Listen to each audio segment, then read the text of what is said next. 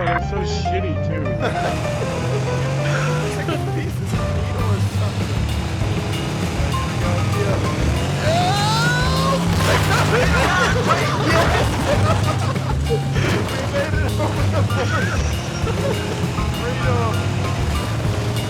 All right, Kia, round two, and I don't have you in here, so I can go farther. Got it. This is so catch now. I can probably do this over and over and over again. Trained professional border crossing.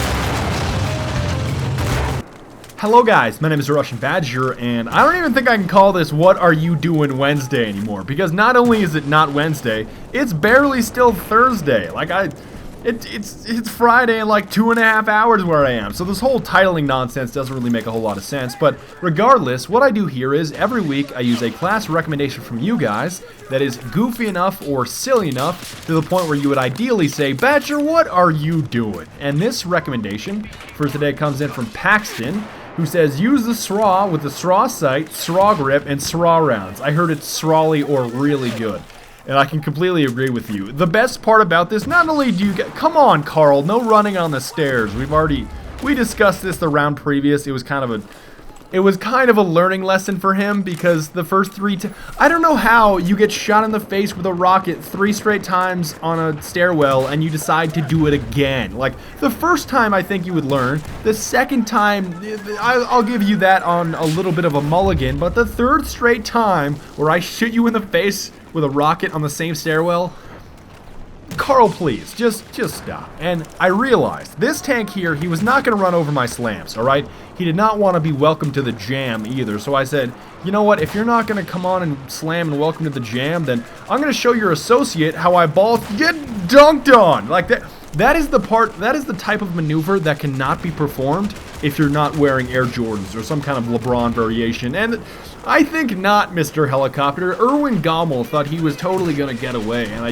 I actually do like his name, alright? Erwin Gommel, you know, Erwin Rommel, you guys probably, most of you probably get that reference if you have any kind of savviness towards World War II, but obviously back in World War II, they didn't have these minis. Get Wesley sniped, and why is everything exploding? Alright, so we had the helicopter, the lav, all of my minis, some kind of DMR shots going off past my head, and the jet decided to crash directly into the flag.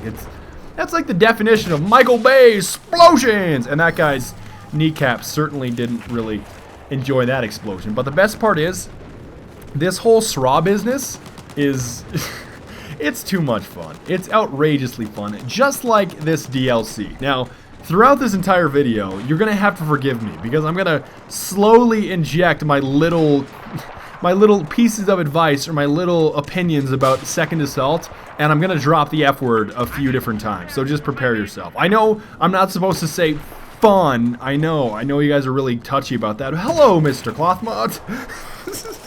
The best part was, I waited for him. I waited for him for like a solid 5 minutes to spawn again, and he just refused to do so. So I said, you know what, Trevor, I will make a house call, alright? I will go out of my way and expend some additional effort to make sure that I explode your kneecaps in a certain fashion that only I can do.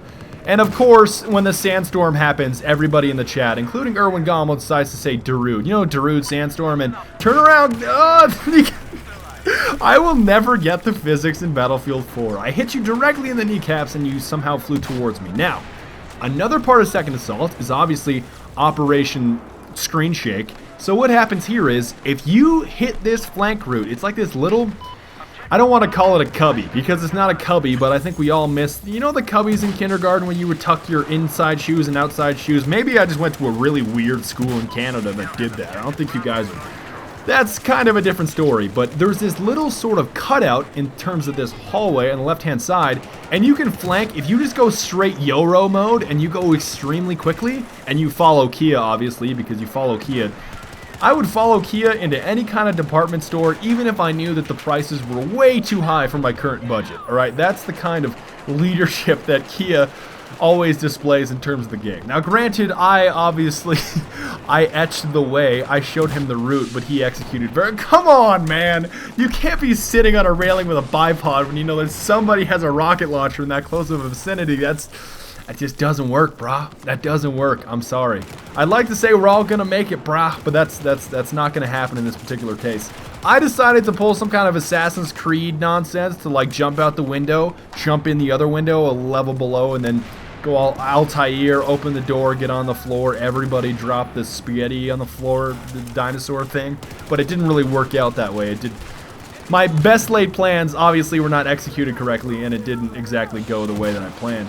But from this point out, it kind of just turned into Metro. That's really all that I have to say. It turned into Metro. It turned into, look what happens when the Russians get the Americans inside their spawn. It's kind of just free reign to do whatever you want and blow up people in stairwells, and then eventually, once everybody in the stairwells die, then you slowly move on to hitting people in the face while they just spawned, or they are somehow... Sometimes you get a little carried away with the splash damage and blow up your own face, but that's okay. That guy's name was God Bless, so obviously he had the best intentions for me. Now, in terms of the whole, yeah, this is what I mean when I say it turned into Metro. It kind of just turned into Metro. I don't know any other way to describe that. Now, Gulf of Oman is definitely fun. The sandstorm is not all that pleasurable to run around in because everything is just limited in terms of... Come on, man! I would say that the pool is closed, but there's no water in the pool, so I think you can obviously deduct that by yourself. I don't think you need to have your, like, handheld on that specific sort of deductive reasoning of there's no water in this little container. How can the pool be closed? And I accidentally destroyed some patio furniture with that shot that you saw about 20 seconds ago, which I do apologize about, but everything in Second Assault is clearly made better with elevators. I think that was sort of the line of logic that DICE had. What if we take every map that we had from Battlefield 3 that people liked, or liked in quotation marks, and add an elevator? Like, get DLC of the year, all year, every year. Now, I know that's kind of weird to say, like, DLC of the year, all year, and then it's DLC, which inherently is kind of like getting set on fire. So it's something that I don't really want, but I guess it can still be the best thing that I don't really want. Like, best DLC, that doesn't really make a whole lot of sense because it probably just should have shipped with the original game. But you get to have fun times like getting Trevor in the back and then... Give me your sandwich, get back here, dog! Like, the best part was he wanted to jump off, and I was kind of like, nope, you get back. I think not, get back here. I didn't even stab him, I stabbed the air. It was like, how did you even die? Did you spontaneously, like, have an aneurysm because I scared you, because I grabbed you by the collar when you were trying to jump over the ledge? That's kind of just weird. And there's a laptop in the basement of that whole needle thing, and once that...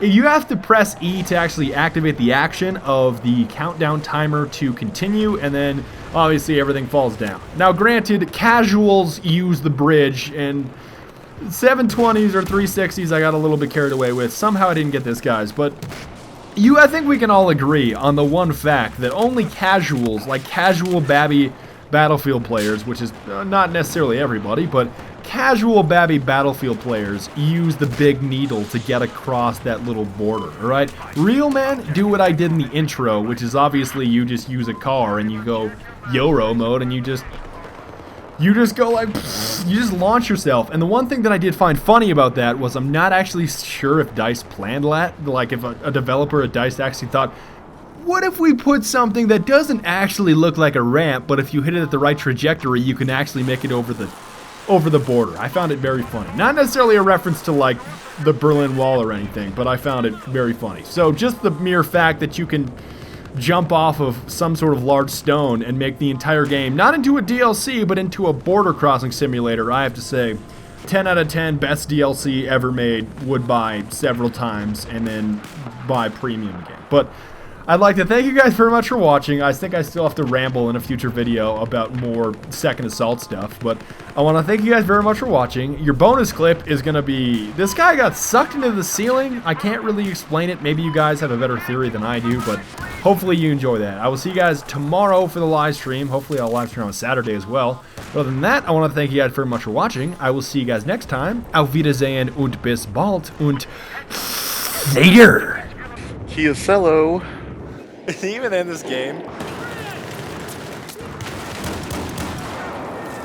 Oh god, I think this guy went into the ceiling. What is he doing? He's getting sucked in. What?